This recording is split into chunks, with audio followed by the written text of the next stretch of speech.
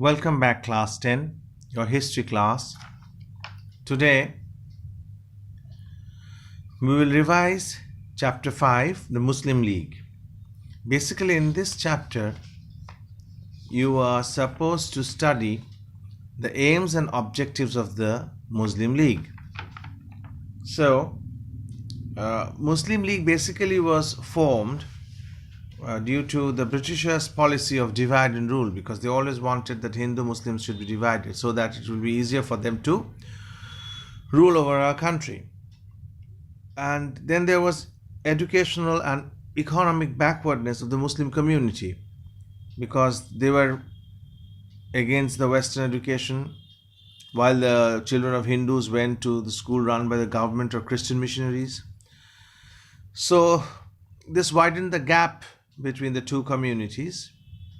So the Muslims were led to believe that the supporting the government in the issue of forming the league will be rewarded. And there was a general economic backwardness of the country and things like that.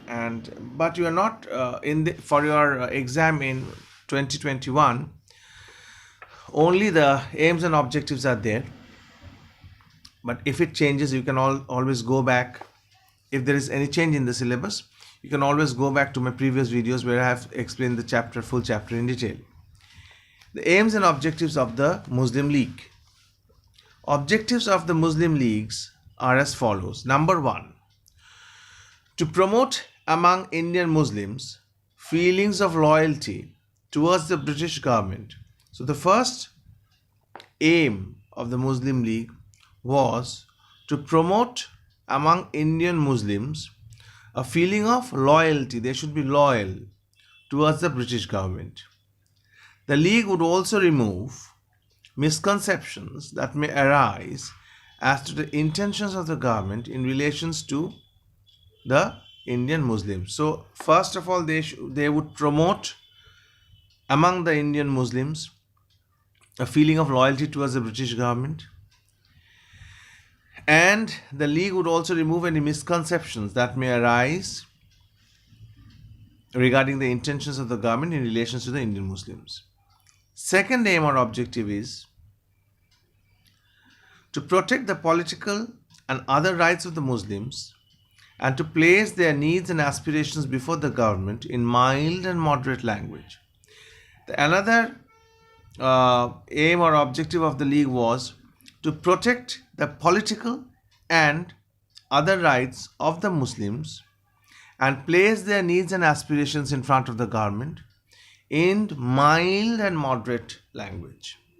And number 3 is to prevent the rise of any feeling of hostility, that means enmity, between Muslims and other communities, which might include Sikhs, Christians, Parsis, Hindus, not Hindus and Muslims, other communities, without adversely affecting the aforesaid objectives of the League. So these are the main aims and objectives of the Muslim League. So this is all in this chapter. So I thought, why not discuss some short questions from chapter 1? That means the first war of independence. So some short questions which are important and from the examination point of view might be, what is meant by the doctrine of lapse and who introduced it? And the policy of annexation followed by Lord Dalhousie. Doctrine meant that a ruler of a dependent state died without natural heir can be passed to the English company. Second question, name 2 states that fell victim to the doctrine of lapse, Satara and Jhansi. What was Nana Sahib's grievance against the British? They refused to recognize him as legitimate heir to the throne of Peshwa Bajirao II. Under which pretext Audh was annexed? Pretext of maladministration. Now, name any 2 acts which interfered with the religious and social life of the people. The Act of 1850, which changed the Hindu law of property, and the Widow Remarriage Act. Any social reforms Abolition of sati, widow remarriage. Why did the Indians resent introduction of railways and telegraph? Because they had to travel in the same compartment with the untouchables, the higher Brahmins and the untouchables together. That's the main reason. Now comes General Enlistment Act. What is General Enlistment Act? You have to know. The General Enlistment Act of 1856 provided that all recruits of Bengal Army should be ready to service anywhere, whether within or outside India. What was the immediate cause of the revolt? Very, very important. Immediate cause is introduction of Enfield rifles, where the cartridge has to be torn away with the help of teeth, and which is rumored to be greased with the fat of cows and pigs. So all three sepoy regiments of Meerut rose to revolt. These are the short questions which I am discussing from chapter 1 of history. Give one change brought about by the British government. It's not necessary.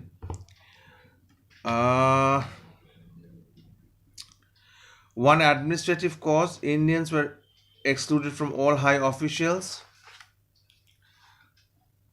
Who was the first Viceroy of India? Lord Canning, not necessary. But you should know.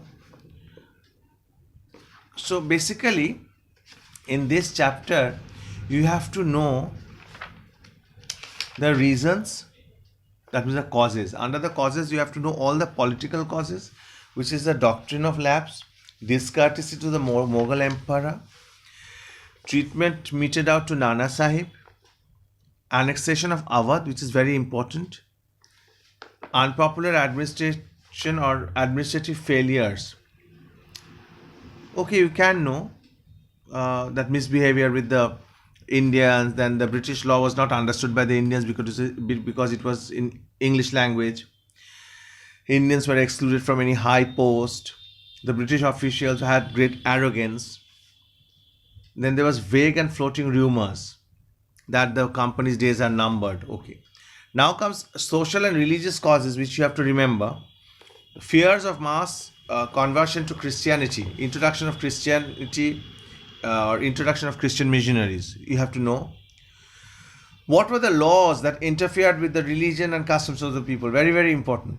Laws you have to know, like Widows Remarriage Act, then the Act of 1850, which changed the Hindu law of property, these things. Although basically Widows Remarriage Act and these were for the good of the Indians, but it interfered with their long traditional customs. So it was, they thought that the Britishers were going against their traditions and customs. Introduction of railways and telegraphs. Why it's a cause? You have to know. Although it was for the good of the country, basically it was good for the Britishers, but the Indians did not like it. Indignities hurled, that means thrown at the Indians. Fear regarding the Indian education. So these things you have to know. Economic causes you have to know, because this is one of the most important causes.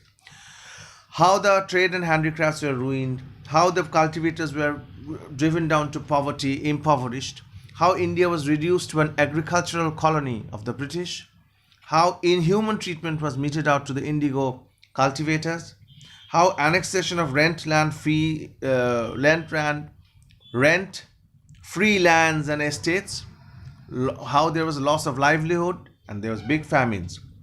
Military cause you have to know, low salary and poor prospects of promotion, faulty distribution of the troops, disproportion between Indian and British troops, social distance between the British officers and the Indian soldiers, discontentment and disaffection of the Bengal army, loss of prestige in Afghan war, General Enlistment Act, important, immediate cause, important. So these are the causes, which you have to know in chapter 1. So if you go through the causes extremely well, I believe you will get all the questions in your ICSE. And as far as the Muslim League chapter is concerned, you have to know the aims and objectives of the Muslim League. So here's the trick. The trick is, after you finish revising each chapter, because since we were not able to take classes in class 10, One trick is that start revising your chapters now. After finishing each chapter, please solve the questions and answers. How? Memorize the questions and answers and write them. Until you write the answers on a specific copy and then recheck it where you went wrong, it is impossible for you to score good marks. Memorizing is something and writing from your memory is a different thing, because in your exams you are supposed to write and you will have to write. So writing practice, writing the answers is also a very, very important practice which you have to do in your home, right? So at your home you have to write, practice, memorize, write. Read the chapter, go through the question and answers, memorize, write. Until you write the answers, your hand will not be free, because you are out of practice of writing, because everything is now online. So that is all for today. Thank you very much.